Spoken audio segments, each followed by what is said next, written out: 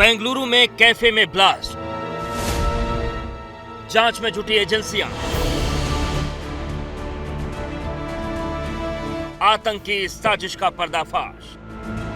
Blast से थर्रा उठी देश की साइबर सिटी। शहर के मशहूर रामेश्वरम कैफे में हुए ब्लास्ट से दहल उठा बेंगलुरु। राहत की बात यह रही कि विस्फोट में किसी की जान नहीं गई, लेकिन 10 से ज्यादा लोग घायल हो गए। कैफे में जिस वक्त ब्लास्ट हुआ उस समय वहां 50-60 लोग मौजूद थे। इसमें कुछ लोग खड़े होकर खाने के लिए टोकन, तो कुछ लोग अपने परिवार और दोस्तों के साथ बैठकर खाना खा रहे थे। लेकिन चंद सेकंड में कैफे में ऐसा कुछ हुआ जिसके बाद वहां कोहराम मच गया। हर तरफ धुआं ही धुआं और चीख पुकार नजर आने लगी। विस्फोट के बाद जांच एजेंसियां भी हरकत में आ गईं। फॉरेंसिक की टीम पहुंची और विस्फोट का खुलासा किया, जिसके बाद एनआईए की टीम जांच में जुट गई। बम ब्लास्ट की खबर के बाद कर्नाटक सरकार भी सख्ते में आ गई।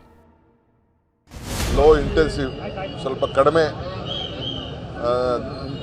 ಇಂಪ್ಯಾಕ್ಟ್ ಇರುವಂತ ಒಂದು ಬಾಂಬ್ ಬ್ಲಾಸ್ಟ್ ಆಗಿದೆ. Heading this team more than 7-8 groups are already on the job.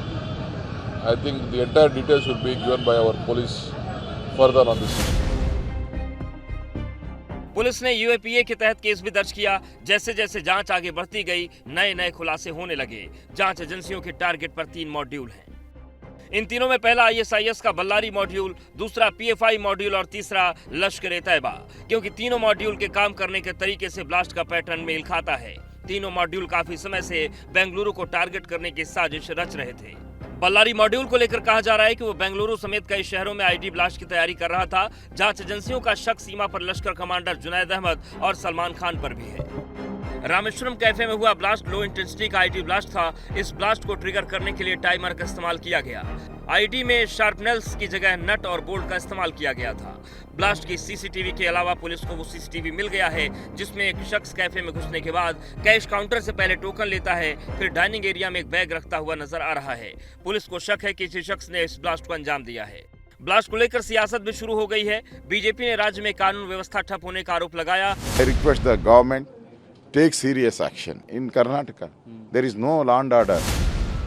Bengaluru का रामेश्वरम कैफे राजाजी नगर इलाके में है। वहां सुबह 6:30 बजे से भीड़ जुटनी शुरू हो जाती है। ऐसा लगता है कि धमाका इसको ध्यान में रखकर कराया गया, क्योंकि ब्लास्ट की टाइमिंग इसी ओर इशारा कर रही है।